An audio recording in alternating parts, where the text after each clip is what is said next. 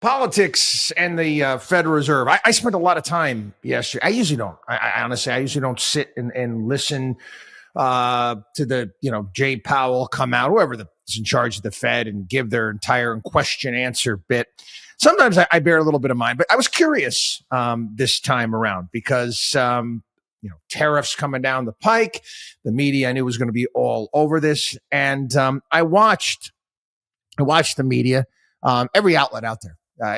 Without exception, every outlet out there was quite funny. They were they were trying to bait Jay Powell into going after Donald Trump and his policies. And even today, you take a look around and you get Nick Timiraos from the Wall Street Journal. He's their Fed whisperer.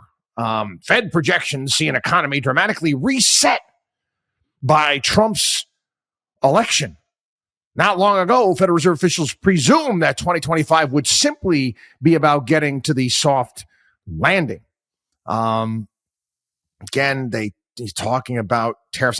I watched the entire thing, Tim, and the Federal Reserve came out and said that in their projections, they priced in what they felt Trump's tariffs would do to the economy. And you take a look at the numbers, and Jay Powell was emphatic yesterday, saying that economy is growing, unemployment is low, and he doesn't see any problems moving forward. But you're watching, again, the media bend over backwards to go after Trump's policies. Every single reporter out there, without fail. It was, quite frankly, a little bit annoying, to tell you the truth.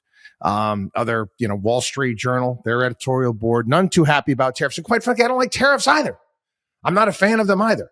Tariffs give the Fed an inflation foil, basically saying that the Fed can blame any sort of inflationary pressures on Donald Trump's tariffs. I mean, so far, people, last time I checked, inflation is coming down. What was it, 2-3 weeks ago? Due to the avian flu, egg prices went through the roof. You watched the liberals and the mainstream media have a collective egg freakout. Now, all of a sudden, egg prices are down almost 70%. Take a look at gasoline prices, and you've watched those that come down as well. I want to go back. The Fed, without a doubt, is tied into politics. You can take a look at the backgrounds of these people, how they normally vote, what party they're from. They got 400 or 500 economists that, quite frankly, they can't figure much of anything out. It's just inflation is transitory. They miss everything. Politics. Let's go to the lead up to 2024 election. The Federal Reserve lowered rates. They lowered rates by 100 basis points. 100 basis points. Okay. Why? I don't know.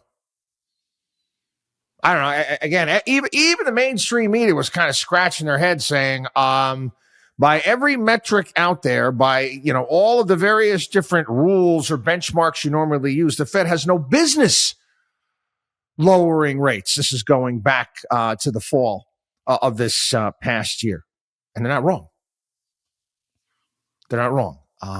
So you had the Fed lower interest rates by 100 basis points. You had whoever was running the Biden administration basically just dump cash into the country in a myriad of different ways. And you're not telling me that wasn't political? That wasn't there to help boost the economy, to help get Kamala Harris elected? No, I'm sorry. You can't tell me otherwise. Not to mention the fact you lowered rates by 100 basis points, and the 10-year Treasury went 100 basis points in the opposite direction, which has never, ever, ever happened. Again, what is the lesson here? Well, the Fed has power. There's no doubt about it, but its power is limited.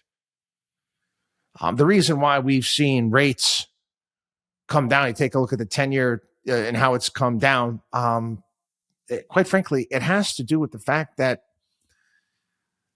there's the idea, even though again I'm I'm skeptical. I'm hopeful but skeptical at the same time that we're going to start cutting spending. We're going to start being more fiscally prudent.